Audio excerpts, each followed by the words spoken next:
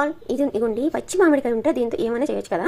మా సైడ్ మేము ఏంటంటే ఇలా చేసుకుంటాం అనమాట. ఇదిగోండి ఇంకా కొంచెం ఫ్రెష్ మ్యాంగో అయితే ఇంకా బాగుంటుంది, కొంచెం వాడిపోయింది సో ఉంది కదా అని చెప్పేసి ఇలా చేసుకుంటున్నాను అనమాట.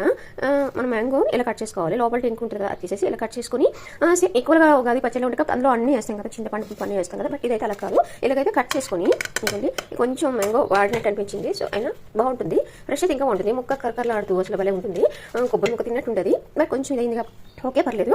ఇటువంటి ఏం లేదు, ఇందులో కొంచెం సాల్ట్ అండ్ కారం బెల్లం తురుము అనమాట. ఇవన్నీ ఇలా వేసేసుకొని ఇంకా కలిపేసుకొని ఇది నైట్ చేసుకుని మార్నింగ్ అయితే ఇంకా బాగుంటుంది, కానీ మార్నింగ్ చేసుకుని ఈవినింగ్ కానీ బాగుంటుంది.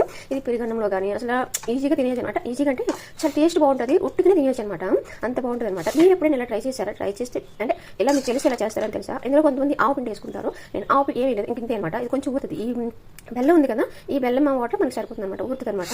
సో ఇంకా అలా అది బాగుంటుంది అనమాట, చాలా బాగుంటుంది.